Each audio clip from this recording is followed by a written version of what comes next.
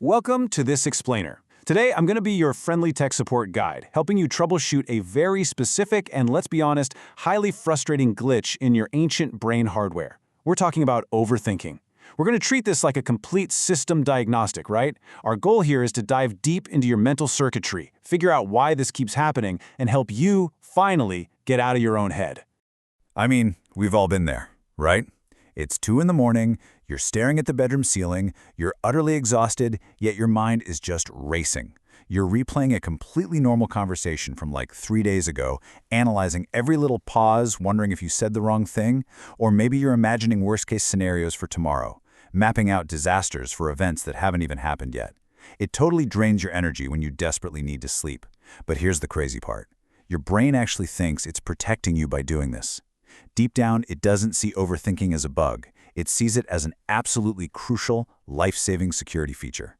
Okay, let's dive right into this step-by-step tutorial. We're going to map your ancient instincts, spot fake progress, release total control, break the loop, and finally choose real action.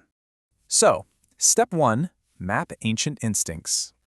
To really understand this glitch, we've got to travel back tens of thousands of years and look at the original factory settings of the human mind. You see, evolution absolutely rewarded brains that anticipated danger. Think about our ancestors out foraging in the wild. Their actual survival depended on asking, wait, what if that rustling noise in the bushes is a hungry predator?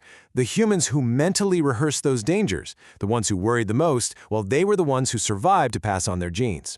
But fast forward to today, and your biological software, it hasn't updated. That exact same survival alarm bell is now reacting to a harmless social media comment, a presentation at work, or an unread email as if it were literally a hungry lion. The threats in our modern world have updated for sure, but your ancient biology is still stuck running version 1.0. Moving on to step 2, spot fake progress. We need to identify the specific software bugs in our head, really focusing on why overthinking feels so weirdly productive while we're right in the middle of doing it. Because your mind actually mistakes mental activity for actual problem solving. When you sit there imagining every single possible outcome of a conversation, your brain says, wow, look how busy we are. If I analyze this just one more time, I'll be perfectly prepared for anything. It gives you this fake dopamine hit of productivity. It creates this really powerful illusion of progress while completely, and I mean completely, exhausting you. You feel like you're doing something incredibly useful and proactive, but actually, scratch that, it's a total trap.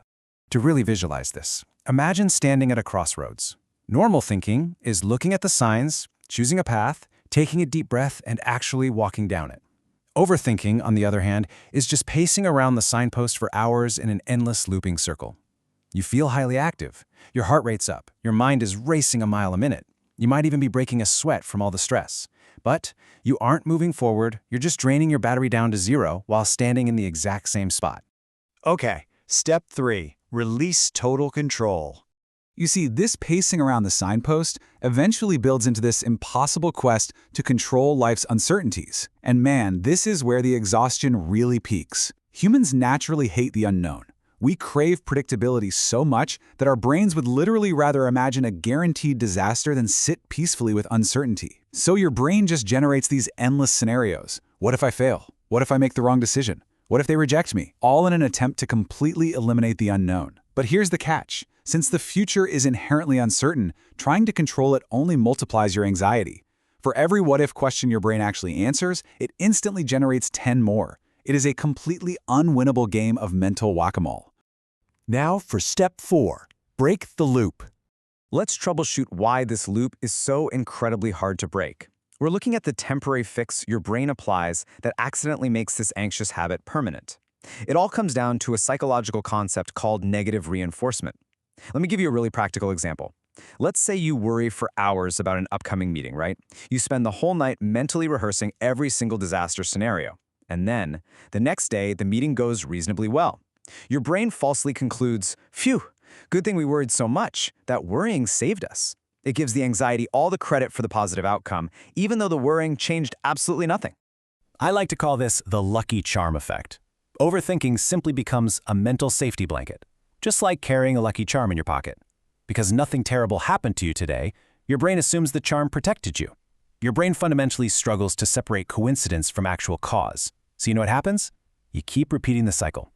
You keep overthinking not because it works, but because it feels like it works. It feels incredibly risky to just let go of that safety blanket. Before we can apply the final fix here, we really have to look at the heavy price of this glitch. Overthinking is an active saboteur in your daily life. It steals your valuable time that you could be spending on things you actually love. It utterly drains your mental energy. It takes tiny, easily manageable problems and magnifies them into massive catastrophes. It delays important decisions because you're just paralyzed by analysis. But worst of all, it completely replaces real action. Growth requires you to move, to take a step, but overthinking constantly convinces you that sitting perfectly still and analyzing the situation just one more time is the safer bet. Which brings us to step 5. Choose real action. It is time for the system reboot. We must replace endless analysis with the only thing that actually provides true clarity, real-world action. Here are some super practical examples to help you break the cycle. Instead of doing endless research for weeks, just apply for the job. Instead of planning the project until it's absolutely flawless, just start the first phase today. Instead of rehearsing the difficult conversation 100 times in your head, just sit down and have it. Taking these real steps into uncertainty builds actual confidence. It teaches your brain something new through tangible experience rather than just hypothesis. Just remember, your brain isn't maliciously trying to sabotage you. It's just using an outdated strategy that kept your ancestors alive thousands of years ago. But life isn't meant to be lived entirely inside the safety of your own head. Real confidence doesn't come from predicting the future perfectly, because honestly, that's impossible.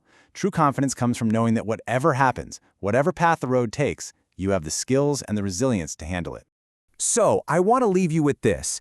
The next time you catch your thoughts looping, use this powerful pattern interrupt to stop the spiral.